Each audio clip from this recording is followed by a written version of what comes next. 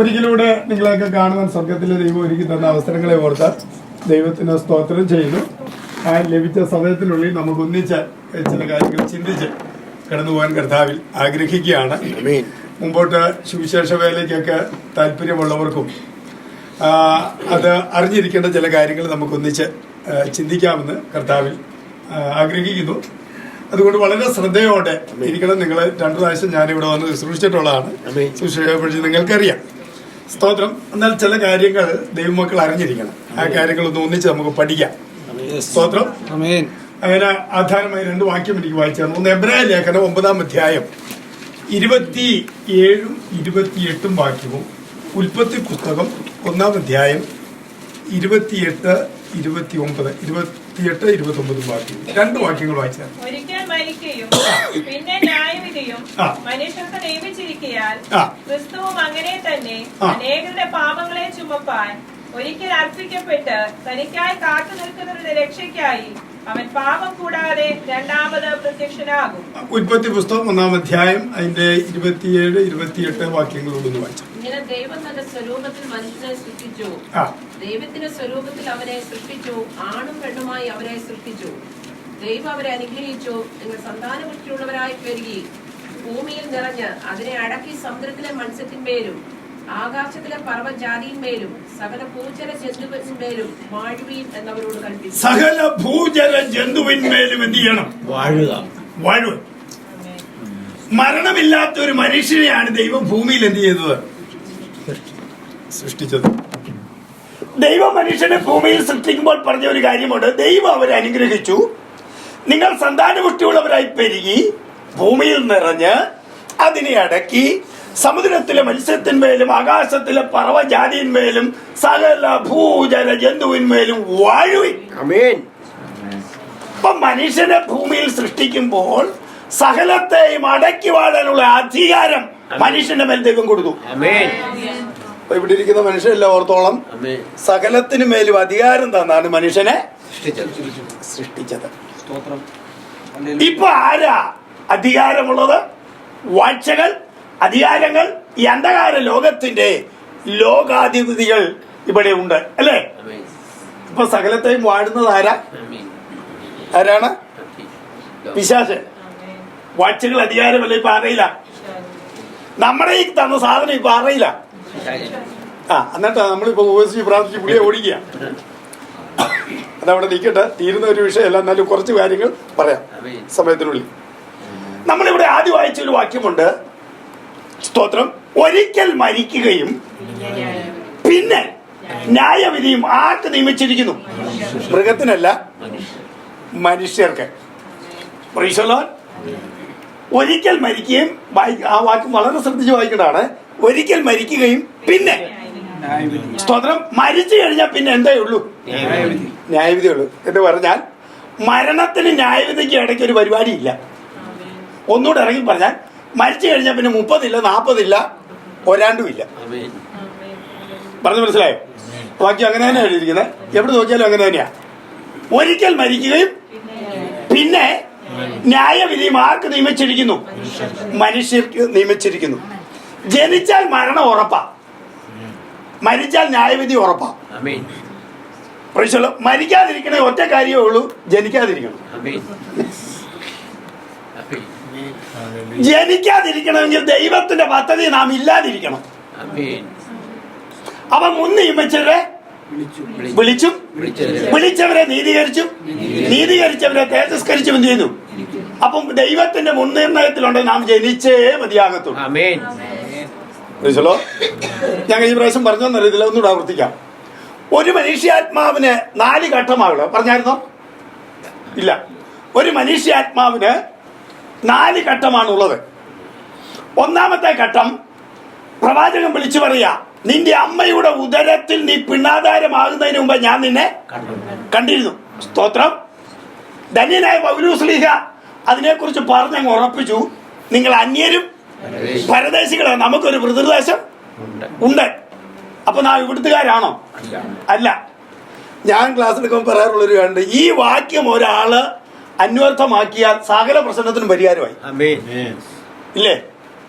നമ്മൾ ഇവിടുത്തുകാരല്ലെന്ന് ചിന്തിച്ചാൽ എല്ലാത്തിനും പരിഹാരമായി അല്ലേ? പക്ഷെ നമ്മളിവിടെ ഏതാണ്ടാണെന്ന് ചിന്തിക്കുന്ന ഈ കുഴപ്പം. അതിനാ ഈ ഓട്ടം മുഴുവൻ അല്ലേ? പൗലോസ് പറയാ, നിങ്ങൾ അന്യരും നമ്മൾ അന്യരും പരദേശികളുമാണ്, നമുക്കൊരു വൃതദേശം ഉണ്ട്. അപ്പൊ നാം ഇവിടുത്തുകാരാണോ? അല്ല. പ്രവാചകൻ പറയാ, ഹല്ലേലൂയ, നിന്റെ അമ്മയുടെ ഉദരത്തിൽ നീ പിണ്ടാധാരമാകുന്നതിന് മുമ്പ് ഞാൻ നിന്നെ കണ്ടു. രണ്ടാം ഘട്ടം, ആത്മാവിന്റെ രണ്ടാം ഘട്ടം അമ്മയുടെ ഉദരമാണ്. 9 മാസവും 9 ദിവസവും. പ്രവാചകൻ പറയാം, നിന്റെ അമ്മയുടെ ഉദരത്തിൽ നീ പിണ്ടാധാരമായിരുന്നപ്പോൾ ഞാൻ നിന്നെ അപ്പൊ പിണ്ടാധാരം ആകുന്നതിന് മുമ്പേ കണ്ടു, പിണ്ടാധാരമായിരുന്നപ്പോൾ ഞാൻ എന്ത് ചെയ്തു? കണ്ടു. 2 ഘട്ടമായി. ഈ 1ഉം 2ഉം ഘട്ടം നമ്മൾ അന്നേരം എവിടെയായിരുന്നു ചോദിച്ചാൽ നമുക്കറിയത്തില്ല. അറിയാവോ? ഒരു തിരിച്ചറിവും ഇല്ല. 3ആം ഘട്ടം ഈ ശരീരത്തിൽ ഈ ഭൂമിയിലെ ജീവിതമാണ്. വ്യക്തമായ തിരിച്ചറിവുണ്ട്. പൗലോസ് ഉറപ്പിച്ചു, നിങ്ങൾ അവനവൻ ശരീരത്തിൽ ഇരിക്കുമ്പോൾ ചെയ്തത് നല്ലതാകിലും തീയതായാലും അതിന് തക്കവണ്ണം പ്രാപിക്കേണ്ടതിന് നാം എല്ലാവരും ക്രിസ്തുവിന്റെ ന്യായാസനത്തിന് മുമ്പാകെ നിൽക്കേണ്ടതാണ്. അപ്പോൾ ഓർക്കുകയാണെ, 1ഉം 2ഉം ഘട്ടത്തിന് തിരിച്ചറിവില്ലെങ്കിൽ 3ആം ഘട്ടമാകുന്ന ഈ ശരീരത്തിലെ ഈ ഭൂമിയിലെ ജീവിതത്തിന് വ്യക്തമായ തിരിച്ചറിവുണ്ട്. 4ആം ഘട്ടം 2 ശാഖയായി തിരിയും. 1 കർത്താവിനോട് കൂടെയുള്ള നിത്യത, മറ്റൊന്ന് സാത്താനോട് കൂടെയുള്ള നിത്യ നരകം. എങ്ങോട്ട് പോകണമെന്ന് തീരുമാനിക്കാനുള്ള പീരീഡാണ് ഈ ജീവിതം. അപ്പൊ നിത്യതയിലേക്ക് പോകാനുള്ള ഉപദേശം തിരുവഴുത്തിലൂടെ പറഞ്ഞു തരുമ്പോൾ അങ്ങോട്ട് മറ്റിടത്തോട്ട് പോകേണ്ടവർക്ക് ഇതിന്റെ ആവശ്യമേ ഇല്ല, പോകുന്ന പോലെ പോയാൽ പറഞ്ഞു. മനസ്സിലായോ? അപ്പൊ നിത്യതയിലേക്ക് പോകുന്നത് ചില ഇടുക്കുകയും ഞെരുക്കുകയൊക്കെ ആയതുകൊണ്ട് പറയുന്ന കാര്യത്തിൽ ചില ബുദ്ധിമുട്ട് ഉണ്ടാകാം. 26 വർഷത്തെ ശുശ്രൂഷയുടെ നടുവിൽ ഇന്ന് നാളെ ശുശ്രൂഷയ്ക്ക് ചെയ്യേണ്ട ഒരാള് വിളിച്ചിരിക്കുന്ന ആൾ ഇന്ന് പകൽ 20 മിനിറ്റ് എനിക്ക് ക്ലാസ് എടുക്കും. അപ്പൊ ഞാൻ ഓർത്ത്, കർത്താവേ, ഇന്ന് 10 മണിക്കുള്ളിൽ ഏതെങ്കിലും ഒരു മീറ്റിംഗ് കിട്ടാൻ അത് ഒഴിവാക്കിയിട്ട് എന്ത് ചെയ്തേക്കാം. പറഞ്ഞത് സാക്ഷ്യം പറയാൻ പാടില്ല, സ്തോത്രം, ദൂത് പറയാൻ പാടില്ല, സമുദായക്കാരൊക്കെ ഉണ്ട്, അതുകൊണ്ട് അതൊക്കെ അനുസരിച്ച് വേണം എന്ത് ചെയ്യാൻ. ഞാൻ നാളെ തെല്ലുന്നുണ്ട്, കൊടുക്കുന്നുണ്ട്. വിശ്വാസിക്കല്ല, ഇരിക്കുന്ന അച്ചാന് കൊടുക്കും. ആരാന്ന് എന്നോട് ചോദിക്കരുത്. അത് കഴിഞ്ഞാൽ പിന്നെ പറഞ്ഞ് അവര് ഭാഷ വന്ന് ഇതുപോലെ പറഞ്ഞു. ആരും പറയത്തില്ല, നിങ്ങളോടും പറയത്തില്ല, പക്ഷെ കൊടുക്കും. ഞാൻ നാളെ ശരിക്കും കൊടുക്കും. ഞാൻ എന്നിട്ട് അന്നേരം പറഞ്ഞു, അച്ഛാ, പാപത്തെക്കുറിച്ചും നീതിയെക്കുറിച്ചും ന്യായവിധിയെക്കുറിച്ചും കർത്താവ് എന്തിനാ ഭൂമിയിൽ വന്നിരിക്കുന്നു, ഏത് വലിയ പുള്ളിയാണെങ്കിലും ഞാൻ നാളെ പറയും. അതുകൊണ്ട് വരണ്ടെന്ന് ഇപ്പൊ പറഞ്ഞോളൂന്ന് പറഞ്ഞു. അപ്പൊ എന്നോട് പറഞ്ഞു, ഭാഷ പോരെ, അതിനൊന്നും കുഴപ്പമില്ലെന്ന് പറഞ്ഞു. ഇവന്മാരെല്ലാം കൂടെ പൊത്തിപ്പിടിച്ച് അവർ നോത്താഴ്ച മാറ്റി ചിരിക്കുക. അതിനല്ല നാരയത്തിലോട്ട് കൂടെ. അതിനാണോ ഇതുമായിട്ട് ഇറങ്ങിയത്? കൊടുക്കും ഞാൻ നാളെ ശരി. യാതൊരു സംശയമില്ല. അടുത്ത ദിവസം വിളിക്കുമൊന്നും വേണ്ട. മീറ്റിങ്ങിന് വേണ്ടി മാത്രമല്ല വന്നത്. സ്തോത്രം, സ്തോത്രം. നിത്യതയിൽ എത്തിക്കുന്ന ഉപദേശം പറയാനാ വന്നത്. Price the Lord. ദൈവനാമത്തിന് മഹത്വം ഉണ്ടാകട്ടെ. അപ്പോൾ നോക്കണമേ, ഒരിക്കൽ മരിക്കുകയും പിന്നെ ന്യായവിധിയും മനുഷ്യർക്ക് എന്ത് ചെയ്യുന്നു? ജീവിച്ചിരിക്കുന്നു. അപ്പോൾ ഇവിടെ ജീവിച്ചിരിക്കുമ്പോൾ തന്നെ നമ്മുടെ നിത്യത കണ്ടെത്തിക്കോണം. അതാ വിഷയം. Price the lord.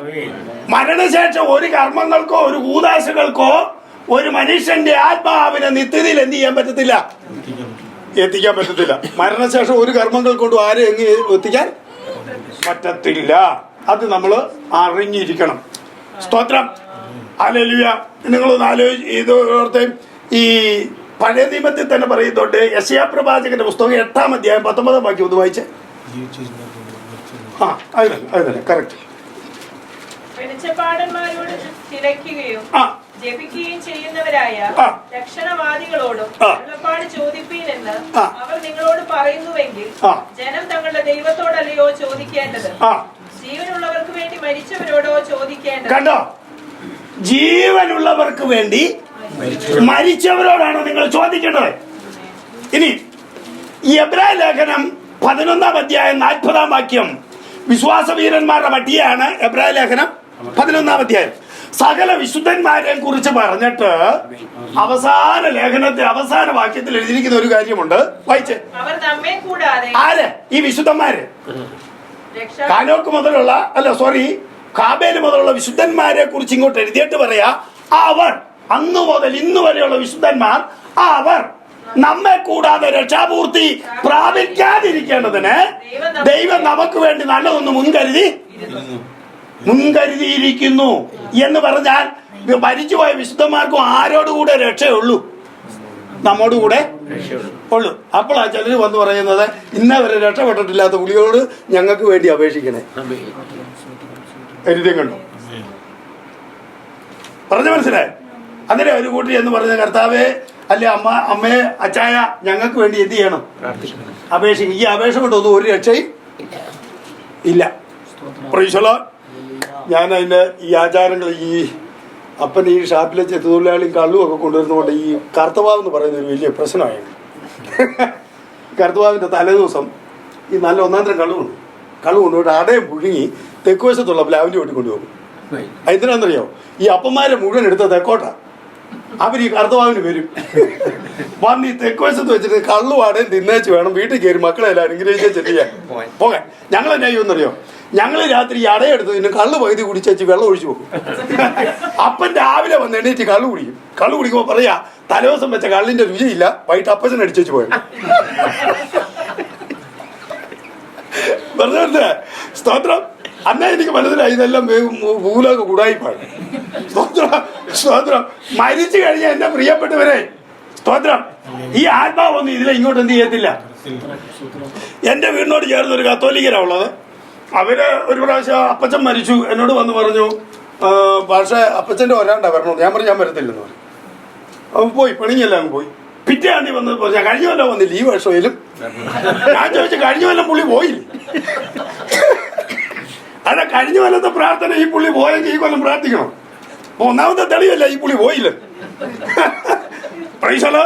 അപ്പോൾ ഓർക്കണം പ്രിയനെ, ഈ ശരീരത്തിൽ നിന്ന് പോയി കഴിഞ്ഞാൽ പിന്നെ പോയതാ. ധന്യനായ പൗലോസ് കൊലോസ്യ സഭയ്ക്ക് ലേഖനം എഴുതുമ്പോൾ ഇങ്ങനെയാ പറയുന്ന, ആകയാൽ 3-ാം അധ്യായമാണ്, ആകയാൽ നിങ്ങൾ ക്രിസ്തുവിനോട് കൂടെ ഉയർത്തെഴുന്നേറ്റിരിക്കുന്നു എങ്കിൽ ക്രിസ്തു ദൈവത്തിന്റെ വലതുഭാഗത്തിരിക്കുന്നതുമായ ഉയരത്തിലുള്ളത് തന്നെ ചിന്തിപ്പിൻ. Hallelujah, hallelujah. നിങ്ങൾ മരിച്ചു, നിങ്ങളുടെ ജീവൻ എന്ത് ചെയ്യുക? ക്രിസ്തുവിനോട് കൂടെ ദൈവത്തിൽ മറഞ്ഞിരിക്കുന്നു. പ്രൈസലോ. നിങ്ങളുടെ ജീവനായ ക്രിസ്തു വെളിപ്പെടുമ്പോൾ നിങ്ങളും അവനോടുകൂടെ തേജസ്സിൽ എന്ത് ചെയ്യും? വെളിപ്പെടും. പ്രൈസലോ. ഇപ്പോൾ നോക്കിയേ, ആകയാൽ നിങ്ങൾ ക്രിസ്തുവിനോട് കൂടെ ഉയർത്തെഴുന്നേറ്റിരിക്കുന്നുവെങ്കിൽ ക്രിസ്തു ദൈവത്തിന്റെ വലതുഭാഗത്തിരിക്കുന്നതുമായ ഉയരത്തിലുള്ളത് തന്നെ അന്വേഷിപ്പിൻ. ഭൂമിയിലുള്ളതല്ല, ഉയരത്തിലുള്ളത് തന്നെ എന്ത് ചെയ്യണം? അന്വേഷിപ്പിൻ. അടുത്ത വാക്യ, നിങ്ങൾ മരിച്ചു, നിങ്ങളുടെ ജീവൻ ക്രിസ്തുവിനോട് കൂടെ ദൈവത്തിൽ എന്ത് ചെയ്യുന്നു? അപ്പോൾ നാം ജീവിച്ചിരിക്കുമ്പോൾ തന്നെ നമുക്കൊരു ഉറപ്പുണ്ട്, നമ്മുടെ ജീവൻ ആരുടെ കരത്തിലാ. പിന്നെ മരിച്ചു കഴിഞ്ഞാൽ പ്രാർത്ഥിക്കണം. അതാ ഇതിന്റെ കാര്യം. എന്നോട് പലരും ചോദിച്ചിട്ടുണ്ട്, മരിച്ചു കഴിഞ്ഞാൽ നിങ്ങൾ എന്നെ പ്രാർത്ഥിക്കാതെ. കൊലോസ്യ ലേഖനത്തിൽ വളരെ വ്യക്തമായി പറയാ, നിങ്ങൾ മരിച്ചു, നിങ്ങളുടെ ജീവൻ ക്രിസ്തുവിനോട് കൂടെ ദൈവത്തിൽ മറിഞ്ഞിരിക്കുന്നല്ല, ദൈവത്തിൽ മറിഞ്ഞിരിക്കുന്നു. നിങ്ങളുടെ ജീവനായ ക്രിസ്തു വെളിപ്പെടുമ്പോൾ നിങ്ങൾ അവനോടുകൂടെ തേജസ്സിൽ എന്ത് ചെയ്യുന്നു? വെളിപ്പെടുന്നു. ആ ഉറപ്പ് നമുക്കുള്ളത് കൊണ്ട് സ്തോത്രം, പിന്നെ മരണശേഷം എന്ത് ചെയ്യണ്ട? പ്രാർത്ഥിക്കണ്ട. Praise the lord. സ്തോത്രം. ഹല്ലേലൂയ. ചിലര് സ്തോത്രം, ഈ മരണമില്ലാത്ത ഒരു മനുഷ്യനെയാ ദൈവം എന്ത് ചെയ്ത്. ഞാൻ ഈ വേദഭാഗം പഠിക്കാനൊരു കാര്യമുണ്ട്. എൻ്റെ ഈ മേലാത്ത ഒരു കുഞ്ഞുണ്ടല്ലോ, ഹാർട്ടിന് പ്രോബ്ലം ഉണ്ട്, ഉപേക്ഷിച്ച് ഈ അനുസരിക്കുകയല്ലായിരുന്നു കുഞ്ഞിനെ. അപ്പോൾ ഡോക്ടർമാർ പറഞ്ഞു ഈ രോഗമുള്ളതുകൊണ്ട് അവനെ വേദനിപ്പിക്കുകയൊന്നും ചെയ്യില്ല. അപ്പോൾ ഞങ്ങൾ നല്ല തോന്നിയില്ല. ഇങ്ങനെ ആയി കുറേ കാലം കഴിഞ്ഞ് ഒരു 3-4 വയസ്സൊക്കെ ആയി കഴിഞ്ഞപ്പോൾ കുസൃതിയാണ്. ഞാൻ തല്ലിയിട്ട് കുസൃതി കാണിച്ചത് തല്ലി, വീണ്ടും കുസൃതി അതിൻ്റെ ഇരട്ടി കാണിക്കുക. അപ്പോൾ ഓർക്കാപ്പുറത്ത് എൻ്റെ വായിൽ നിന്ന് പറഞ്ഞു ഇവനെ ആടിച്ചത് കൊല്ലണം. പടുത്ത് വന്ന ഒരു വാക്കാ. സ്തോത്രം. ഉടനെ ഈ പുള്ളി എന്നോട് ചോദിക്കുക, കൊല്ലാനാണ് പിന്നെ വളർത്തുണ്ടാവും, കൊന്നാ പോലെ.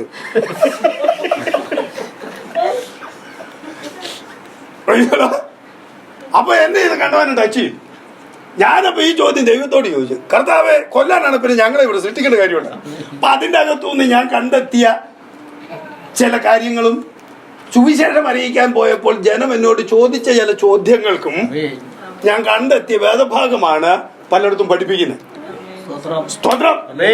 അപ്പോൾ ഞാൻ ചോദിച്ചു, കർത്താവേ ഹല്ലേലൂയ, കൊല്ലാനാണ് ഞങ്ങളെ ഇവിടെ ജീവിപ്പിക്കണമാണ് ജനിപ്പിക്കണമാണെന്ന് ചോദിച്ചാൽ പറഞ്ഞു, കുഞ്ഞെ, ഞാൻ മനുഷ്യനെ ഇവിടെ സൃഷ്ടിച്ചത് കൊല്ലാനല്ല. ഏക മനുഷ്യനാൽ പാപവും പാപത്താൽ മരണവും ലോകത്തിൽ എന്ത് ചെയ്തു? നടന്നു. അപ്പോൾ നോക്കിയേ, നിങ്ങൾ സന്താനപുഷ്ടിയുള്ളവരായി പെരുകി ഭൂമിയിൽ നിറഞ്ഞ് സമുദ്രത്തിലെ മത്സ്യത്തിന്മേലും ആകാശത്തിലെ പറവജാതിയിന്മേലും സകല ഭൂചര ജന്തുവിന്മേലും വാഴുവിനെന്ന് സ്വർഗം എന്ത് ചെയ്തിരിക്കുന്നു, കൽപ്പിച്ചിരിക്കുന്നു. ഈ അധികാരമെല്ലാം ഇന്ന് ആര് കൈയടക്കി? പിശാച് കൈയടക്കി. ദൈവത്തിന്റെ പദ്ധതി എന്താണെന്ന് അറിയാമോ?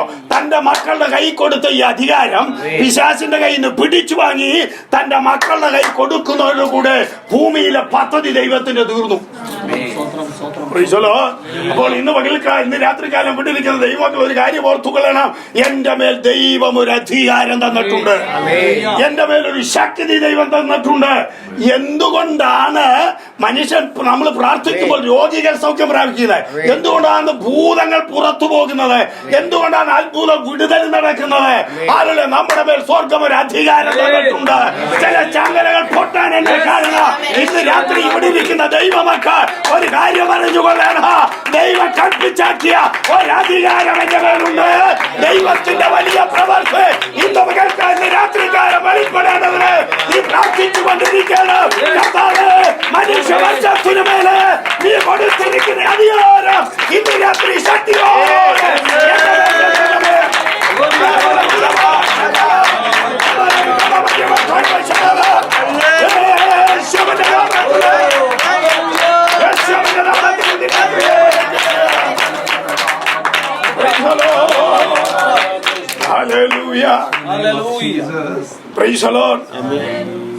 മനുഷ്യന്റെ മേലൊരു അധികാരമുണ്ട്. ഇത് നമ്മുടെ മേൽ ഈ ശക്തി മടങ്ങി വരുന്നത് രക്ഷിക്കപ്പെട്ട് സ്നാനപ്പെട്ട് വിശുദ്ധ ജീവിതം നയിക്കുമ്പോൾ ഈ ശക്തി നമ്മുടെ മേൽ മടങ്ങി വരും. ഈ അധികാരം നമ്മുടെ മേൽ മടങ്ങി വരും. അതിന്റെ ഒരു കാര്യമുണ്ട്. ഞാൻ അപ്പന്റെ കൂടുതൽ ഷാപ്പിൽ ചെത്താൻ പോകുന്ന സമയത്ത് അപ്പന്റെ ഏറ്റവും അടുത്തൊരു സ്നേഹിതനുണ്ടായിരുന്നു. സ്നേഹിതൻ ആനക്കാരനാണ്. കള്ള് കുടിക്കാനായിട്ട് വരും. അപ്പൊ ആനയെ കൊണ്ടുവന്ന് വഴിയരിഞ്ഞ് നിർത്തിയ ഷാപ്പിലോട്ട് കയറുന്നത്. ഈ പുള്ളിയെ കണ്ടാൽ ഈ കൈ ചവിട്ടി ഒടിഞ്ഞിങ്ങനെ ഇരിക്കുക, കാലിന്റെ പാദമില്ല, ചവിട്ടി കൂനി ഇങ്ങനെ ഇരിക്കുന്നതായിട്ട് ഇങ്ങനായി പോകുന്നത്. ഈ പുള്ളി ആനയുടെ കാല് തോട്ടി വെച്ച് കുടിക്കാൻ കയറി വന്നു. ഞാനകത്ത് പോണ്ടേ. അപ്പോൾ പുള്ളി അവിടെ നിൽക്കുമ്പോൾ ആന അങ്ങോട്ടും ഇങ്ങോട്ടും ചെറിയ തോട്ടി അങ്ങ് പോയി. പുള്ളി തിരിച്ച് കയറി വന്ന് വെച്ച് തോട്ടി എടുത്ത് ആനയോട് പറയാം, വലിയ ആള് കളിച്ചാൽ നിന്നെ വാലെ പിടിച്ചാൽ നിലത്തടിക്കും. ഇങ്ങനെ ഇരിക്കുന്നെ കണ്ടപ്പോ ഇങ്ങനെ ഇരിക്കുന്നെ. ആനയോട് പറയാ, വലിയ ആള് കളിച്ചാൽ വാലെ പിടിച്ചെന്ത് ചെയ്യും, നിലത്തടിക്കും. ആണ്ട് ഈ തോട്ടി ഇങ്ങോട്ട് വെച്ചു പുള്ളി ഇറങ്ങിപ്പോയി. പ്രിയപ്പെട്ടവരെ, മണിക്കൂറുകൾ കഴിഞ്ഞിട്ട് തിരിച്ചു വരുമ്പോഴും ആ തോട്ടി അതുപോലെ ഇരിപ്പുണ്ട്. ഈയുടെ ബലം കൊണ്ടല്ല. പറഞ്ഞു മനസ്സിലായോ? എന്താണെന്നറിയാമോ? ഈ മനുഷ്യന്റെ മേൽ കൊടുത്തിരിക്കുന്ന ഒരു അധികാരമുണ്ട്. സ്തോത്രം. ഈ അധികാരം മനുഷ്യന്റെ മേലുള്ളത് കൊണ്ടാ ഈ പക്ഷിമൃഗാദികളെല്ലാം കീഴടങ്ങുന്നത്. സ്തോത്രം. നിങ്ങൾക്കറിയാമോ, നമ്മുടെ വീട്ടിൽ വളർത്തുന്ന പട്ടിയോട് ഇങ്ങോട്ട് പറഞ്ഞാൽ രാവിലെ വൈകിട്ട് ചിക്കനും മട്ടനും കൊടുക്കുന്ന നമ്മുടെ പട്ടിയോട് ചിലപ്പോൾ ഇങ്ങോട്ട് വരാൻ പറഞ്ഞാൽ അത് അങ്ങോട്ട് എന്ത് ചെയ്യും? പോകും.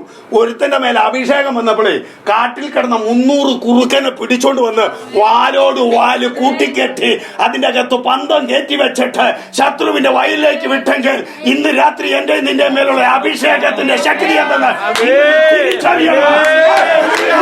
ജീവിത വിശുദ്ധി വേർപാട് അനുഷ്ഠിക്കുന്ന ഭക്തന്റെ മേൽ ഇന്ന് രാത്രി ആ ശക്തി തിരിച്ചു വരുമ്പോൾ ദൈവത്തിന്റെ പോരാടുന്ന നിരക്കത്തിന്റെ പോരാടുന്ന ശത്രുവിന്റെ പോരുകളെ തകർക്കുന്ന അഭിഷേകം ഇന്ന് രാത്രി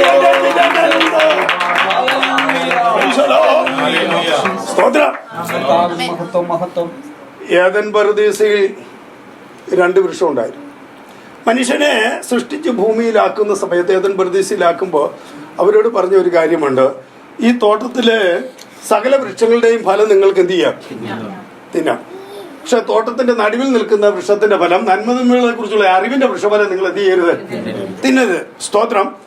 തിന്നുന്ന നാളിൽ എന്ത് സംഭവിക്കും?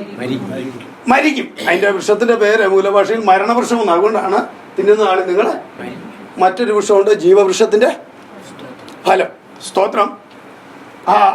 ആദാം ഹവ്വ ദമ്പതിമാരെ ഈ തോട്ടത്തിലാക്കി എന്ത് തിന്നരുതെന്ന് പറഞ്ഞോ അത് തിന്നാൻ ഇവർ തയ്യാറായി. നമ്മൾ നോക്കുമ്പോഴാണല്ലോ എന്ത് ചെയ്യരുതെന്ന് പറഞ്ഞാലും അതൊന്നും ചെയ്യുന്നില്ല. നമുക്കും അടക്കം ഉറങ്ങത്തില്ല. നീ ചെയ്യാൻ സാഹചര്യം കിട്ടിയില്ല, രാത്രി ഉറങ്ങത്തില്ല. അതിനെക്കുറിച്ചുള്ള ചിന്തയായിരിക്കും. എത്ര വേണേലും ഉറക്കണം ചിന്തിക്കുകയും അതിനെക്കുറിച്ച് ചിന്തിക്കും. നല്ലൊരു കാര്യം പറഞ്ഞാൽ ചിന്തിക്കത്തില്ല. നമ്മളോട് എന്തെങ്കിലും ചെയ്യരുതെന്ന് പറഞ്ഞാൽ എന്തായിരിക്കും അതിന്റെ കാരണം എന്നൊക്കെ പറഞ്ഞുള്ള ചിന്ത നമ്മളെ എന്ത് ചെയ്യും, ഇങ്ങനെ ഭരിച്ചുകൊണ്ടിരിക്കും. അത് യാതൊരു സംശയമില്ല. പക്ഷെ ഈ പുളികൾക്ക് ഒരു അവസരം കിട്ടിയപ്പോൾ ഇതെല്ലാം പറിച്ച് എന്ത് ചെയ്തു? തിന്നു. സ്തോത്രം. പിശാച് അടുത്ത് വന്നിട്ട് ചോദിച്ചു, തോട്ടത്തിലിരിക്കുന്ന സകല വൃക്ഷത്തിന്റെയും ഫലം നിങ്ങൾക്ക് തിന്നാവും. പിന്നെ അമ്മമ്മ പറഞ്ഞു, തിന്നരുത് മാത്രമല്ല തൊടുക കൂടെ ചെയ്യരുതെന്ന് പറഞ്ഞു. അപ്പൊ തിന്നരുതെന്ന് പറഞ്ഞു. ഈ പുളി അമ്മാമ്മ ഇച്ചിരി കൂട്ടിയത് ചെയ്തു. അന്നേരം പിശാചിന് മനസ്സിലായി അമ്മാമ്മ നമ്മുടെ ആളാണ് അല്ലേ. ഇച്ചിരി കൂട്ടി പറയാൻ ഭയങ്കര മിടുക്കര. സ്തോത്രം. ഹല്ലേലൂയ. അമ്മാമ്മ പറഞ്ഞു തൊടുക കൂടെ ചെയ്യരുതെന്ന് പറഞ്ഞിട്ടുണ്ടെന്ന് പറഞ്ഞു. അപ്പോഴേ പിശാച് പറഞ്ഞു, നിങ്ങൾ മരിക്കത്തില്ല, നിശ്ചയമാണ്, നിങ്ങളുടെ കണ്ണം തീരും, തുറക്കും. ഒരു പറിച്ചു തിന്നു. ഞാൻ ചോദിച്ചോട്ടെ, തിന്ന നാളിൽ മരിക്കുമെന്ന് പറഞ്ഞിട്ട് മരിച്ചോ? മരിച്ചു. എങ്ങനെ മരിച്ചു? ആ, എവിടെയാ ആത്മീയമായി മരിക്കുമെന്ന് ദൈവം പറഞ്ഞിരിക്കുന്ന വാക്യം? 66 പുസ്തകമുണ്ട്. അവിടെ എവിടുന്ന് വന്നാലും മതി. ദൈവം നേരം തോട്ടത്തിൽ വെച്ച് പറഞ്ഞത് മരിക്കുമെന്ന് പറഞ്ഞ ആത്മീയ മരണമാണ് പറഞ്ഞെന്ന് ഒന്ന് കാണിച്ചാൽ മതി അല്ലേ. വേദപുസ്തകം വായിക്കാത്ത ഒറ്റ മനുഷ്യനില്ല. ഹിന്ദു ആണേലും മുസ്ലിം ആണേലും എല്ലാവരുടെയും വീട്ടിലുണ്ട്. ദൈവം ഉവ്വ എന്ന് പറഞ്ഞാൽ ഉവ്വയെന്ന്. സ്തോത്രം. അവൻ ഈ വേദപുസ്തകം വായിച്ചു നമ്മളോട് പറയാം. എന്നോട് ചോദിച്ച ചോദ്യങ്ങളാട്ടോ, അതിന് ഞാൻ കണ്ടെത്തിയതാണ്. നിങ്ങളുടെ ദൈവം ഉവ്വ എന്ന് പറഞ്ഞ ഉവ്വയെന്നല്ലേ, തിന്നുന്ന ആളി മരിക്കുമെന്ന് പറഞ്ഞിട്ട് എന്നാ മരിക്കാൻ? അപ്പൊ നമ്മൾ പറയും, അയ്യോ അത് ആത്മീയ മരണമാണ്. ഒരു വാക്യം എന്താ ചേച്ചി എന്ന് പറഞ്ഞാൽ എവിടുന്ന് കൊടുക്കും? 66 പുസ്തകം തപ്പിയാലും കാണത്തുമില്ല. അങ്ങനെ ഒരു വാക്യേ ഇല്ല ആത്മീയ. പിന്നെ നമ്മൾ കണ്ടെത്തിയത് നമ്മുടെ നിലനിൽപ്പിന് വേണ്ടി അങ്ങനെ ഒരു വാക്യം ഇല്ലെന്നേ. സ്തോത്രം. ഞാൻ 32 രാജ്യത്തിൽ ഒന്നിച്ച് ഓൺലൈനിൽ ഒരു മീറ്റിംഗ് ഉണ്ട്. 32 രാജ്യങ്ങൾ. എന്നെ പഠിപ്പിച്ച അധ്യാപകർ എന്നോട് പറയും, ഞങ്ങൾ ആദ്യമായിട്ടാണ് ഇത് കാണുന്നത്. സ്തോത്രം. ആ ഒരു ചിന്ത ഞങ്ങൾക്ക് വന്നിട്ടേ ഇല്ലെന്ന് പറയും. ഇതൊക്കെ ഞാൻ മുഴങ്കാലിലിരുന്ന് പ്രാർത്ഥിച്ചു തന്നെ നേടിയ ഒരു സംഭവമാണ്. സ്തോത്രം. അപ്പൊ ദൈവം കള്ളനാവും, ദൈവം ഫോഷ്ക്ക് പറയുന്നവനാവും. തിന്നുന്ന നാളിൽ മരിക്കുമെന്ന് പറഞ്ഞാൽ അവൻ മരിച്ചില്ല. ഹല്ലേലൂയ എന്ന് പറഞ്ഞാൽ കള്ളനാകില്ലേ? ഭൂമിയിൽ ഏറ്റവും കൂടുതൽ ആയുസോട് കൂടി എന്നാരാ? എത്ര ആയുസ്? 969. ദൈവത്തിന്റെ സ്വന്തം കൈകൊണ്ട് നിർമ്മിച്ച ആദാം ജീവിച്ചത് എത്ര? 930. എന്നാ നോക്കിക്കേ, ഇവിടെ ബെഥൂശലേക്ക് ഏറ്റവും കൂടുതൽ ആയുസോട് കൂടി ഭൂമിയിൽ ജീവിക്കാനുള്ള കാരണം എന്നാ? അവന്റെ അപ്പൻ ആരാന്നറിയാമോ? ഹാനോക്ക. ഹാനോക്ക് ഈ ഭൂമിയിൽ അന്നേരം ഏറ്റവും കൂടുതൽ ആയുസുള്ള സമയത്ത് ജീവിച്ചിരുന്ന എത്ര വർഷമാണെന്നറിയാമോ? 365 സംവത്സരം. 365 സംവത്സരം ആയുസുള്ളവൻ, സ്തോത്രം, 300 സംവത്സരവും ദൈവത്തോട് കൂടെ നടന്നു. അപ്പൊ നോക്കിക്കേ, ആ കാലത്ത് 10, 800, 850, 900 ഒക്കെ ആയുസുള്ള കാലത്ത് ജീവിച്ചിരുന്ന ഒരു മനുഷ്യൻ ജീവിതത്തിന്റെ 3/4 പങ്കും ദൈവത്തോട് കൂടെ നടന്നപ്പോൾ അവന്റെ തലമുറയെ ഏറ്റവും ആയുസുള്ളവനാക്കി ദൈവം മാറ്റി. എന്താ കാരണം? ഇന്ന് രാത്രി ആ ഒരു കാര്യം പറയാ, നാം ദൈവത്തോട് കൂടെ നടന്നാൽ, ദൈവത്തിന് വേണ്ടി നിന്നാൽ നിന്റെ തലമുറയെ മാനിക്കുന്ന ഒരു ദൈവവും. ഏറ്റവും കൂടുതൽ ആയുസ് ആർക്ക് കൊടുത്തു? ആദാമിനേക്കാൾ കൂടുതൽ ആയുസ് മെഥൂശലേഖിന് ദൈവം എന്ത് ചെയ്തു? കൊടുത്തു. അത് ഇവൻ ദൈവത്തോട് കൂടെ നടന്നുകൊണ്ടാണ്. സ്തോത്രം. ദൈവനാമത്തിന് മഹത്വം ഉണ്ടാകട്ടെ. പ്രിയപ്പെട്ടവരെ, തിന്ന നിമിഷം ആത്മീയ മരണവും, തിന്ന ദിവസം തന്നെ ആദാം മരിച്ചു. ഭൂമിയിൽ ഒരു ദിവസം പോലും മനുഷ്യന് ഒരു ദിവസം പോലും ജീവിക്കുവാൻ ദൈവം അനുവദിച്ചിട്ടില്ല.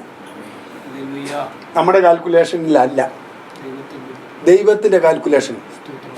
സ്തോത്രം. കാരണം എന്നാന്നറിയാമോ? ദൈവത്തിന്റെ ഒരു ദിവസം എന്ന് പറയുന്നത് നമ്മുടെ 1000 സംവത്സരമാണ്. എന്തുകൊണ്ട് മനുഷ്യന് 1000 സംവത്സരം കൊടുത്തില്ല? 1000 സംവത്സരം കൊടുത്താൽ നീ തിന്നുന്ന നാളിൽ മരിക്കുമെന്ന് പറഞ്ഞാൽ ആ ഡേറ്റ് മരിക്കാനൊക്കത്തില്ല. പറഞ്ഞു മനസ്സിലായി? 969 സംവത്സരം കൊണ്ട് നിർത്തിയതിന്റെ കാര്യം, നീ തിന്നുന്ന നാളിൽ മരിക്കുമെന്ന് പറഞ്ഞാൽ തിന്ന നാളിൽ തന്നെ മനുഷ്യൻ എന്ത് ചെയ്തു? മരിച്ചു. നമ്മുടെ കാൽക്കുലേഷൻ അല്ല, ദൈവത്തിന്റെ കാൽക്കുലേഷനിൽ ദൈവത്തിന്റെ ഒരു ദിവസം എന്ന് പറയുന്നത് 1000 സംവത്സരമാണ്. ആ കണക്ക് വെച്ചാ ദൈവം പറഞ്ഞത്, നീ തിന്നുന്ന നാളിൽ എന്ത് ചെയ്യും? മരിക്കും. ആ കണക്കിൽ മരിച്ചോ? തിന്ന നാളിൽ ധൈര്യമായിട്ട് പറ. തിന്ന നാളിൽ ഇനി ആര് ചോദിച്ചാലും പറഞ്ഞോളൂ, തിന്ന നാളിൽ എന്ത് ചെയ്തു? മരിച്ചു. നമ്മളെയൊക്കെ ദിവസത്തിനാണ് 24 മണിക്കൂർ. ദൈവത്തിന്റെ ഒരു ദിവസത്തെ മണിക്കൂർ എത്രയാണെന്നറിയാമോ? 87,60,000 മണിക്കൂറാണ്. 1000 ഗുണം സ്തോത്രം 24 അല്ല, 7,600 കൊടുക്കും, 260. സ്തോത്രം. Praise the lord. ഈ ഭൂമിയിൽ ആകെ കൂടി ഒരു മനുഷ്യൻ ജീവിച്ചിരുന്നത് എത്രയാണെന്നറിയാമോ? Praise the lord. മെതുശലയ്ക്ക് എത്ര വർഷമാണ്? 969 സംവത്സരം. Praise the lord. സ്തോത്രം. 84,80,440 മണിക്കൂറേ മെതുശലയ്ക്ക് ജീവിച്ചിരുന്നു. Praise the lord. അപ്പൊ ദൈവത്തിന്റെ ഒരു സംവത്സരം, ഹല്ലേലൂയ, സ്തോത്രം, ഒരു ദിവസം നമ്മുടെ 1000 സംവത്സരമാന്നുള്ള കാര്യം മറന്നുപോയത്. ഇതെന്തിനാ ഇത് പറഞ്ഞതാണ്? ദൈവ ഉവ എന്ന് പറഞ്ഞാൽ ഉവയെന്ന് തന്നെയാണ്. മരിക്കുമെന്ന് പറഞ്ഞാൽ ആ നിമിഷം എന്ത് ചെയ്യും? മരിച്ചു. ആ ദിവസം തന്നെ മരിച്ചു. പക്ഷെ ഒരു കാര്യമുണ്ട്, ഈ ഭൂമി നമ്മളെ ഒരു ദിവസമേലും പാർപ്പിക്കണമെന്നുള്ളത് ദൈവത്തിന്റെ കൽപ്പനയാണ്, ദൈവത്തിന്റെ ഹിതമാണ്.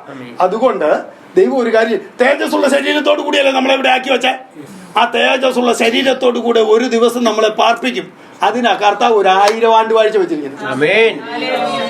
കാര്യം മനസ്സിലായോ? തേജസ്കരിക്കപ്പെട്ട ശരീരത്തോടു കൂടെ ഒരു 1000 ആണ്ട് വാഴ്ച ഇവിടെ ഉണ്ട്. അന്ന് സർപ്പത്തിന്റെ പോതിൽ ശിശുക്കൾ എന്ത് ചെയ്യും? കൈയിടും. ചെന്നായും പുള്ളിപ്പുലി ഒരുപോലെ എന്ത് ചെയ്യും? മേയും. Praise the lord. അത് എന്തിനാണെന്നറിയാമോ? നീ കർത്താവിനെ രക്ഷിതാവും കർത്താവുമായി സ്വീകരിച്ച് ജീവിത വിശുദ്ധിയും വേർപാടും അനുഷ്ഠിച്ചിരുന്നെങ്കിൽ ഇതുപോലെ സ്വർഗതുല്യമാകുന്ന ഒരു ജീവിതം നിങ്ങൾക്കും കിട്ടിയാനെ എന്ന് ജനത്തെ ബോധ്യപ്പെടുത്തേണ്ടതിനാ ഈ 1000 ആണ്ട് വാഴ്ച വെച്ചിരിക്കുന്നത്. ഇപ്പൊ കാര്യം മനസ്സിലായോ?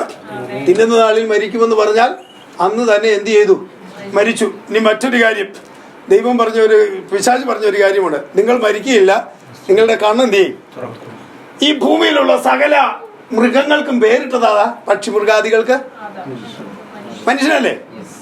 കണ്ണ് കാണാൻ മേലാണ്ടാണോ? കണ്ണ് കാണാൻ മേലാണ്ടാണോ? പിശാച് എന്താ പറഞ്ഞു? നിങ്ങളുടെ കണ്ണ്, നിങ്ങളുടെ കണ്ണെന്ത് ചെയ്യും? തുറക്കും. നിങ്ങൾ ദൈവത്തെ പോലെ ആകും. കണ്ണ് കാണാൻ മേലാഞ്ഞിട്ടല്ല, അല്ലേ? ഈ ഭൂമിയിൽ മനുഷ്യൻ എന്തെല്ലാം കാണണമെന്ന് ദൈവം ആഗ്രഹിച്ചിട്ടുണ്ടോ അത് മുഴുവൻ കാണാനുള്ള കണ്ണ് തുറന്നാണ് മനുഷ്യനെ ദൈവം ഭൂമിയിൽ സൃഷ്ടിച്ചത്. അപ്പോ പിശാചി പറഞ്ഞതിൻ്റെ അകത്ത് ഒരു കാര്യം ഒളിച്ചിരിപ്പുണ്ട്. എന്താണെന്നറിയാമോ? ദൈവം കാണരുതെന്ന് ആഗ്രഹിച്ചതും പിശാച് കാണാൻ ആഗ്രഹിച്ചതുമായി ചിലത് മറിഞ്ഞിരിക്കുന്നു. Price the Lord. ഇവർ പഴം പറിച്ചു തിന്നു. Price the Lord. ഇവരെ കണ്ണു തുറന്നു. ഇന്നുവരെ കാണാത്തതൊന്നും അവര് കണ്ടു. എന്തു കണ്ടു? അവര് നഗ്നരെന്ന്. മനുഷ്യന്റെ നഗ്നത കാണുവാൻ ദൈവം ആഗ്രഹിച്ചിരുന്നില്ല, അത് തേജസ് കൊണ്ട് ദൈവം മൂടിയിരുന്നു. അതുകൊണ്ടാ പൗലോസ് പറഞ്ഞത്, നമ്മിൽ വെളിപ്പെടുവാനുള്ള തേജസ് വിചാരിച്ചാൽ ഈ കാലത്തിലെ കഷ്ടങ്ങൾ സാരമില്ല എന്ന് ഞാൻ എന്ത് ചെയ്യുന്നു? എണ്ണുന്നു. ഈ ലോകത്ത് അപ്പൊ അവര് പഴം പറിച്ചു തിന്നു. തേജസ് എന്ത് ചെയ്തു? പോയി. തേജസ് നഷ്ടപ്പെട്ടു. നിങ്ങളൊന്ന് ആലോചിച്ചേ, ആദാം വരുന്നതിന് മുമ്പ് ഈ പുള്ളിക്കാരത്തി എന്ത് ചെയ്തു? പഴം പറിച്ചു തിന്നു. അപ്പൊ പുള്ളിയുടെ മേലിൽ നിന്ന് എന്ത് പോയി? തേജസ് പോയി. അപ്പോൾ ആദാം അവിടെ ഇല്ല. ആദാം അവിടെ ഉണ്ടെങ്കിൽ ഈ പുള്ളി എന്ത് ചെയ്യത്തില്ല? തിന്നത്തില്ല. ആദാം വന്നപ്പോൾ ആദാമിന്റെ മേൽ എന്തുണ്ടെന്നറിയാവോ? തേജസ് ഉണ്ടല്ലേ? അപ്പൊ അമ്മാമ്മയുടെ മേൽ ഇതില്ല. അപ്പൊ നോക്കിക്കേ, സ്തോത്രം, തേജസ് നഷ്ടപ്പെട്ട ഹവ്വയും തേജസ് ഉള്ള ആദാമും വന്ന് നിൽക്കുമ്പോൾ ഈ ആദാം നോക്കുമ്പോൾ ആരാ? തേജസ് ഇല്ലാതെ ഈ പുള്ളിക്കാരത്തി നിൽക്കുക. ഈ ഭൂമിയിൽ ഒരു മനുഷ്യന് തേജസ് നഷ്ടപ്പെട്ടാൽ എങ്ങനെ ഇരിക്കുമെന്ന് ദൈവം ആദ്യം കാണിച്ചു കൊടുത്ത ഏക വ്യക്തി ആദാമാ.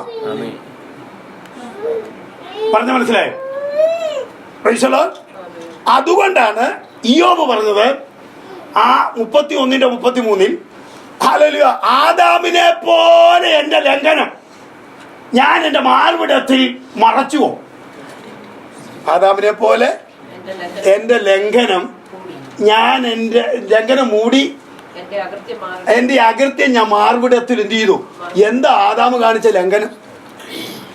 നിന്റെ മുമ്പിൽ നിൽക്കുന്ന ഈ സ്ത്രീ ഉണ്ടോ, കൽപ്പനാ ലംഘനം നടത്തിയാൽ ഇതുപോലെ തന്നെ നിനക്ക് സംഭവിക്കുമെന്ന വ്യക്തമായ അറിവ് ആദാമിന് ലഭിച്ചിട്ടും മനഃപൂർവ്വ ലംഘനത്തിൽ വീണു. പറഞ്ഞു മനസ്സിലായോ?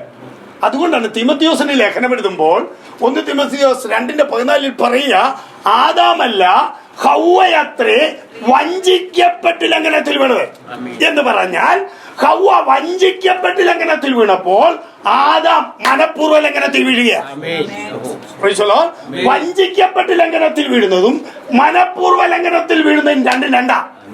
ഒന്നുകൂടെ ഇറങ്ങി പറഞ്ഞാൽ, തിരുവഴുത്തിലെ സത്യം യഥാർത്ഥമായി അറിഞ്ഞിട്ടും മനഃപൂർവ്വം പാപം ചെയ്താൽ ശിക്ഷിക്കാതെ ദൈവം വിടില്ല. ദൈവനാമത്തിന് മഹത്വമുണ്ടാകട്ടെ. കണ്ടോ, ആദാം ഇവിടെ മനഃപൂർവ്വ ലംഘനത്തിൽ വീണു. ഇനിയും മറ്റൊരു കാര്യമുണ്ട്. സ്തോത്രം. ആളുകൾ പിശാച് ഇത് ഒരുക്കാനുള്ള കണി എന്താണെന്നറിയാമോ? ദൈവതുല്യനായി ദൈവത്തോട് അടുത്ത്, തുല്യനായിട്ടല്ല, ദൈവത്തോട് അടുത്ത് വാസം ചെയ്ത് ദൈവത്തെ ആരാധിച്ചു കൊണ്ടിരുന്ന കെരൂബുകളായ ഈ ദൂതഗണങ്ങൾ, ലൂസിഫർ, ഇവർക്കൊരു കാര്യം മനസ്സിലായി. മനുഷ്യനെ സൃഷ്ടിച്ചോടുകൂടെ ഞങ്ങൾ അനുഭവിക്കേണ്ട ഈ സന്തോഷവും ഈ സമൃദ്ധിയുമല്ല ഇനിയിപ്പോ ആരനുഭവിക്കാൻ പോകുക? മനുഷ്യൻ അനുഭവിക്കാൻ പോവുക. അതുകൊണ്ട് ഇവനെ അതിൻ്റെ അകത്ത് പ്രവേശിപ്പിക്കരുത്. അതിനൊറ്റ മാർഗമേ ഉള്ളൂ, ഇവന്റെ കണ്ണു തുറക്കുക. കണ്ണു തുറക്കണ എന്ത് ചെയ്യണം? പണം തിന്നും. കണ്ണു തുറന്നാലുള്ള കുഴപ്പം എന്നാണെന്നറിയാമോ? ഹല്ലേലൂയ, ഹല്ലേലൂയ, സ്തോത്രം. നമ്മുടെ മെതുശലേക്ക് അല്ല, സ്തോത്രം, അവന്റെ പേര് പെട്ടെന്ന് വരുന്നില്ല. സ്തോത്രം. ഒരുത്തൻ അപ്പന്റെ നഗ്നത കണ്ടു, അവൻ ആരായി തീർന്നു? ആഹാ, സ്തോത്രം, ഹല്ലേലൂയ. അവൻ അപ്പന്റെ നഗ്നത കണ്ടു, അവൻ ആരായി തീർന്നു? ശപിക്കപ്പെട്ടവനായി തീർന്നു. അപ്പോൾ നോക്കിക്കേ, നഗ്നത കണ്ടാൽ എന്ത് സംഭവിക്കുന്നു പിശാചിന് അറിയായിരുന്നു. മനുഷ്യൻ ഭൂമിയിൽ ശപിക്കപ്പെട്ടവനായി ജീവിക്കും എന്നുള്ള പിശാചിന് വ്യക്തമായിരുന്നു. അതുകൊണ്ടാണ് ഈ പ്രോത്സാഹനം എന്ത് ചെയ്തത്? കൊടുത്തത്. നോക്കിക്കേ, പഴം പറിച്ചു തിന്നു, ഭൂമി ശപിക്കപ്പെട്ടു, മനുഷ്യൻ മരണത്തിന് അധീതനായി തീർന്നു. അതുകൊണ്ട് ഒരു കാര്യം ചെയ്തു, സ്വർഗത്തിലേക്കുള്ള പ്രവേശനം എന്ത് ചെയ്തു? ഇവന് തടയപ്പെട്ടു. Price the Lord. ഇവൻ ദൈവത്തിൽ നിന്ന് എന്ത് ചെയ്തു? അകന്നുപോയി. Praise the lord. അപ്പോൾ നോക്കിക്കേ, നഗ്നത കാണുവാൻ അവകാശമില്ലാഞ്ഞുകൊണ്ട് തേജസ് പോയപ്പോൾ മനുഷ്യൻ ഭാവിയായി തീർന്നു.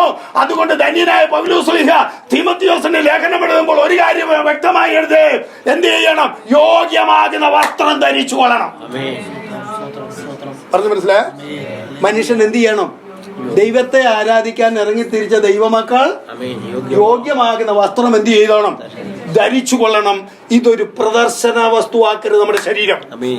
ജീവിത വിശുദ്ധിയും. അപ്പൊ നോക്കിക്കേ, നഗ്നത കണ്ടു കഴിഞ്ഞപ്പോൾ ഭാവിയായി തീർന്നു, ഭൂമി ശപിക്കപ്പെട്ടു, മരണം മനുഷ്യരിലേക്ക് പ്രവേശിച്ചു. ദൈവത്തിൽ നിന്ന് ഈ മനുഷ്യൻ എന്ത് ചെയ്തെന്നറിയാമോ? ഇവൻ അകന്നു പോകുവാൻ തക്കമണ്ണമിടയായി. നോക്കണമേ പ്രിയ ദൈവത്തിന്റെ ഇതിൽ ഒരു കാര്യം കൂടെ തീരുന്ന ഒരു വിഷയമല്ല കേട്ടോ, ഇടയ്ക്ക് കൊണ്ട് നിർത്തുക. സ്തോത്രം. Praise the Lord. ഭാവിയായ മനുഷ്യൻ ദൈവത്തിൽ നിന്ന് അകന്നുപോയി. ഒരു കാര്യം ഓർക്കുക, വിശുദ്ധനായ ദൈവത്തോടുകൂടെ ഭാവിയായ മനുഷ്യന് ജീവിക്കാൻ കഴിയില്ല, ഒരിക്കലും ജീവിക്കാൻ കഴിയില്ല. സ്തോത്രം. നിങ്ങൾ നോക്കിക്കേ, പെട്ടകം എടുത്തുകൊണ്ട് അബീദാദാവിന്റെ വീട്ടിൽ നിന്ന് ദാവീദ് വരുമ്പോൾ പെട്ടകത്തിന് മുമ്പിൽ നൃത്തം ചെയ്ത് ആരാധിക്കുമ്പോൾ ഉസ പെട്ടകത്തെ തൊട്ട് തൽക്ഷണം വീണു മരിച്ചു. ദാവീദിനും കൂടെയുള്ളവർക്കും പേടിയായി. പെട്ടകമെടുത്ത് ഓബേദെദോമിന്റെ വീട്ടിൽ കയറ്റി വെച്ചിട്ട് പോകുന്ന പോക്കിൽ ദാവീദ് പാടിയൊരു സങ്കീർത്തനമുണ്ട്. യഹോവേ, നിന്റെ കൂടാരത്തിൽ ആർ പാർക്കും, നിന്റെ വിശുദ്ധ പർവ്വതത്തിൽ ആർ കയറും എന്ന് പറഞ്ഞാൽ വിശുദ്ധനായ ദൈവത്തോടു കൂടി അശുദ്ധൻ എന്ത് ചെയ്യുക? പാർക്കാൻ കഴിയില്ലെന്ന് വ്യക്തമായ ഉറപ്പ് കിട്ടിയപ്പോൾ ദാവീദ് പാടിയ സങ്കീർത്തനമാണ്. യഹോവേ, നിന്റെ കൂടാരത്തിൽ ആർ പാർക്കും, നിന്റെ വിശുദ്ധ പർവ്വതത്തിൽ ആർ കയറും. നോക്കണമേ, ദാവീദ് ചോദിച്ചു നിർത്തിയ ചോദ്യത്തിന് വ്യക്തമായ ഒരു ഉത്തരം പിതാക്കന്മാർക്കാർക്കും കൊടുക്കാൻ കഴിയാതെ ഇരുന്നപ്പോൾ പത്മോസ് ദ്വീപിന്റെ ഇളറയിൽ കിടന്ന യോഹന്നാൻ വിളിച്ചു പറഞ്ഞു, ഇതാ മനുഷ്യരോടുകൂടെ ദൈവത്തിന്റെ കൂടാരം. പാപ നിമിത്തം ദൈവത്തിൽ നിന്ന് അകന്നുപോയ മനുഷ്യനെ നിത്യതയിൽ ദൈവത്തോടു കൂടെ പാർപ്പിക്കുവാൻ എന്റെ ദൈവം ഒരുക്കിയ രക്ഷന്റെ പദ്ധതിയാ എന്റെ കർത്താവിന്റെ കാൽവരി മരണം. Praise the Lord. Hallelujah. അപ്പോൾ പ്രിയരെ, പാപിയായ മനുഷ്യനെ നിത്യതയിൽ എത്തിക്കുവാനാണ് നമ്മുടെ കർത്താവ് ഭൂമിയിലേക്ക് ഇറങ്ങി വന്നത്. മനുഷ്യവർഗത്തിന്റെ പാപങ്ങളെ പേറി. അതുകൊണ്ട് പരസ്യയോഗത്തിൽ ഞാൻ പറയുന്നത്, വിണ്ണിലിരുന്നവൻ മണ്ണിലേക്ക് വന്നത് മണ്ണ് പിടിച്ചെടുക്കാനല്ല, പിന്നെയോ മണ്ണിൽ നിന്നെടുത്തവനെ വിണ്ണിലെത്തിക്കുവാനാ. വിണ്ണിലിരുന്നവൻ മണ്ണിലേക്ക് വന്ന് മനുഷ്യവർഗത്തിന്റെ പാപങ്ങളെ പേറി 3 ആണിമേൽ കാൽക്കരം വിരിച്ചപ്പോൾ പാപിയായ മനുഷ്യന് കിട്ടിയത് നിത്യരക്ഷയാ. അപ്പൊ നഷ്ടപ്പെട്ടു പോയ നമ്മെ നിത്യതയിൽ എത്തിക്കാനാ കർത്താവായ യേശുക്രിസ്തു ഭൂമിയിലേക്ക് വന്നത്. Praise the Lord. കാര്യം മനസ്സിലായോ? Praise the Lord. സ്തോത്രം. പ്രിയപ്പെട്ടവരെ, ഈ കാര്യമുണ്ട്. യേശു കർത്താവ് പിന്നെ പിശാച് പരീക്ഷിക്കാനായിട്ട് ചെന്നപ്പോൾ പിശാച് ചോദിച്ച ഒരു കാര്യമുണ്ട്, പറഞ്ഞൊരു കാര്യമുണ്ട്. എന്നെ വീണൊന്ന് നമസ്കരിച്ച ഈ കാണുന്ന മുഴുവൻ ഉണ്ടാക്കിയ പുള്ളിയോടാ പറയുന്നത്.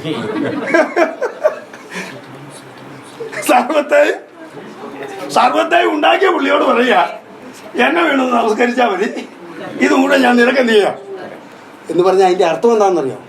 ദൈവം മനുഷ്യൻ തൻ്റെ കുഞ്ഞുങ്ങൾക്ക് കൊടുത്തതിലൊന്നും ദൈവം കൈകടത്തുന്നില്ല. പറഞ്ഞു മനസ്സിലായി? ഇത് നമുക്ക് തന്നതാ, ഇത് മുഴുവൻ. ഇതിപ്പോൾ അറിയില്ല, പിശാചിൻ്റെ കയ്യില എന്ന് പറഞ്ഞാൽ നീ നിന്റെ മക്കളുടെ കൊടുത്ത ഇപ്പം എൻ്റെ കയ്യിലാ. പ്രൈസലോ, എന്നെ വീണ് നമസ്കരിക്കാൻ ഞാൻ ഇത് നിനക്ക് തന്നേക്കാം. സ്തോത്രം. ഹല്ലേലൂയ. കർത്താവ് എന്താ പറഞ്ഞെന്നറിയാമോ? പ്രൈസലോ, ഒന്നും തരാതെ തന്നെ നിന്റെ കയ്യിൽ നിന്ന് ഇത് മുഴുവൻ പിടിച്ചു വാങ്ങിച്ച് ഞാൻ എന്റെ കുഞ്ഞുങ്ങൾക്ക് കൊടുക്കും. പ്രൈസലോ.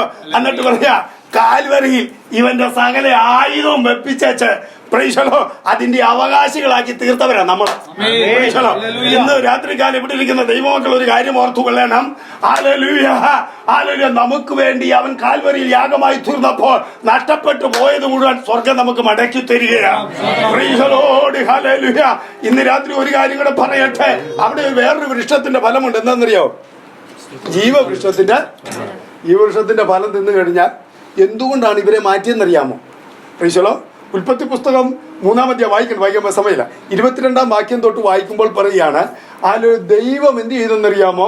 അവരോട് പറയാൻ, അവർ സകലതും തിരിച്ചറിഞ്ഞിരിക്കുന്നു, നന്മയെ കുറിച്ചുള്ള അറിവിന്റെ വൃക്ഷഫലം അവർ തിന്നു, അവർക്കിനി ഒന്നും മറവല്ല എന്ന് പറഞ്ഞിട്ട് പറയാ, ഇനി ജീവവൃക്ഷത്തിന്റെ ഫലം കൂടെ പറിച്ചു തിന്ന് അവരെന്ത് ചെയ്യരുത്, എന്നേക്കും ജീവിക്കരുത്. കണ്ടോ? ചിലര് എന്നോട് ചോദിക്കുന്ന ഒരു കാര്യമുണ്ട്. ചിലര്, എടാ നിസാരം ഒരു പഴം പറിച്ചു ചെയ്യുന്ന ആദാംഗവ ദമ്പതിമാരെ പുറത്താക്കി കളഞ്ഞ നിന്റെ ദൈവമാണോ കുലപാതകനായ എന്നോട് ക്ഷമിക്കുന്നത്? ആ ചോദ്യം ന്യായമല്ലേ? ചോദ്യം ന്യായമാണോ? ഉത്തരം കൊടുക്കണം. സ്തോത്രം. ദൈവം ജനത്തോട് കാണിച്ച, മനുഷ്യവർഗത്തോട് കാണിച്ച സ്നേഹമാണ് അവരെ പുറത്താക്കി കളഞ്ഞത്. എന്താണെന്നറിയാമോ? അവിടെ ജീവവൃക്ഷത്തിന്റെ ഫലമുണ്ട്. ഭൂമി ശപിക്കപ്പെട്ടു, മരണം മനുഷ്യൻ എന്ത് ചെയ്തു? പ്രവേശിച്ചു.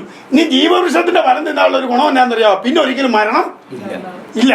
ഇനി ഇപ്പൊ ഇവൻ ജീവവൃക്ഷത്തിന്റെ ഫലം തിന്നായിരിക്കാനും വേണ്ടി ഇവനെ പുറത്താക്കിയത്. ഇവൻ ജീവവൃക്ഷത്തിന്റെ ഫലങ്ങളെ തിന്നാൽ പിന്നെ ഇവന് മരണമില്ല. പിന്നെ ഇവൻ ജീവിക്കുന്ന എവിടാന്നറിയോ? ശപിക്കപ്പെട്ട ഭൂമിയിൽ മനുഷ്യവർഗത്തെ വീണ്ടെടുക്കാൻ ദൈവത്തിന് പോലും കഴിയാതെ ശപിക്കപ്പെട്ടവനായി ജീവിക്കേണ്ടതായിട്ട് വരും. പറഞ്ഞ മനസ്സിലായോ? അതിനാണ് ജീവവൃക്ഷത്തിന്റെ ഫലം തിന്നാതെ ദൈവം ഇവനെ പുറത്താക്കിയ. ദൈവം ചെയ്ത ശ്രേഷ്ഠത എന്താണെന്നറിയാമോ?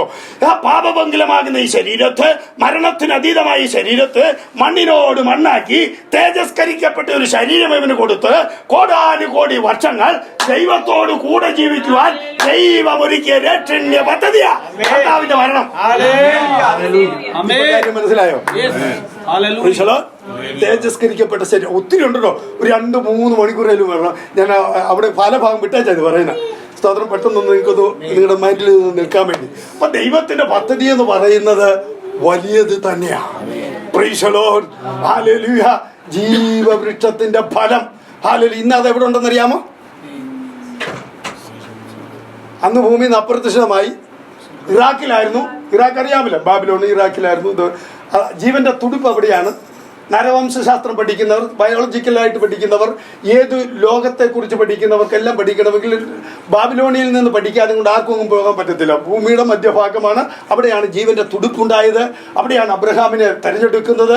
പിതാക്കന്മാരുടെ എല്ലാ ഉത്ഭവം അവിടെയാണ്. നരവംശാസ്ത്രങ്ങളെല്ലാം പഠിക്കുന്നവർക്ക് അവിടുന്ന് പഠിക്കാൻ പറ്റത്തുള്ളൂ. ആ ഇറാഖിലായിരുന്നു ജീവവൃക്ഷത്തിന്റെ ഫലം. ഏതൻ തോട്ടം എന്ന് പറയുന്നത് ഇറാഖിലായിരുന്നു. പ്രൈസലോ അത് ഇന്നുണ്ട്. എവിടെ ഉണ്ടെന്ന് അറിയാമോ? നമ്മുടെ ഇവിടെങ്ങാനും ഉണ്ടെങ്കിൽ എൻ്റെ പൊന്നെ ഉണ്ടായിരുന്ന കുമ്പനാട്ടൊക്കെ പോയി ഞാൻ കാവിൽ നിൽക്കണമായിരുന്നു. ഒരെണ്ണം തിന്ന അതുണ്ടേ തരുമോ? എത്ര ദിവസം ഡേറ്റ് ക്യൂ നിൽക്കണമെന്നറിയാമോ? ഇനി അച്ചാൻ പോയി ഒരെണ്ണം കൊടുത്തിട്ട് ഇത്ര രൂപ വാങ്ങിച്ചേക്കാൻ വേണം.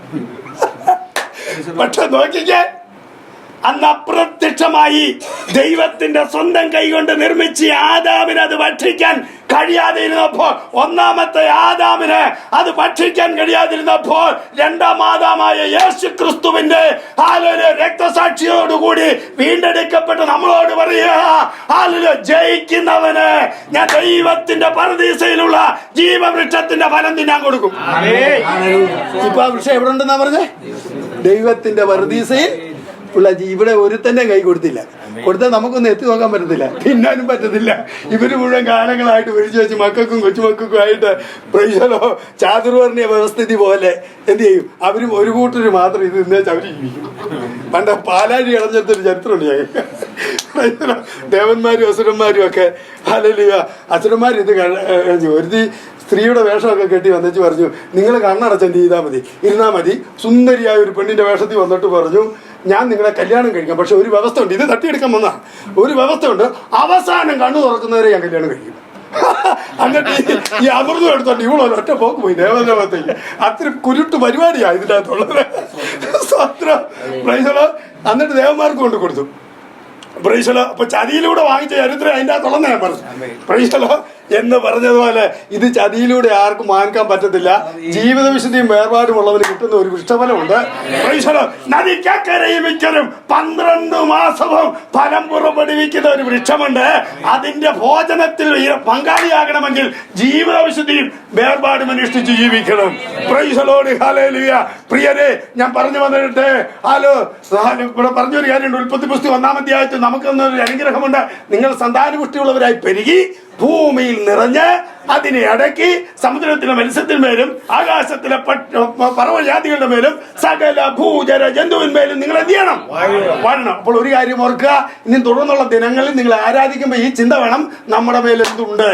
സകലത്തെയും അടക്കി വാഴാനുള്ള അധികാരം ദൈവം തന്നിട്ടുണ്ട്. രക്ഷിക്കപ്പെട്ട് സ്നാനപ്പെട്ട് വിശുദ്ധ ജീവിതം നയിക്കുന്ന ദൈവത്തിന്റെ മേൽ കടന്നു വരുന്ന അഭിഷേകം കൊണ്ട് ശത്രുവിന്റെ ചങ്ങലകൾ പൊട്ടും. ഒരു അഭിഷേകത്തിൽ നിന്നോട് പറയാ, സൂര്യ നീ ഗിബെയോനിലും, ചന്ദ്ര നീ അയ്യാലും താഴ്വരയിൽ നിൽക്ക എന്ന് യോശുവ വിളിച്ചു പറഞ്ഞപ്പോൾ 24 മണിക്കൂർ സൗരയുധത്തെ ഒരുത്തം പിടിച്ചു നിർത്തിയത് അവന്റെ മേലുള്ള അധികാരം. ഈ അധികാരം അഭിഷേകം പ്രാപിച്ച ദൈവത്തിലെ നിന്റെ മേലുണ്ട്. നീ ഒന്നിനെയും ഭയപ്പെടരുത്. സകലത്തെയും അടക്കി വാഴാൻ കഴിവുള്ള ഒരു ശക്തി നിന്റെ കൂടെ ഉണ്ടെങ്കിൽ ആ ജീവിത വിശുദ്ധിയും വേർപാടും അനുഷ്ഠിച്ച് ജീവിക്കുക. ദൈവം നമ്മെ അനുഗ്രഹിക്കട്ടെ. God bless you.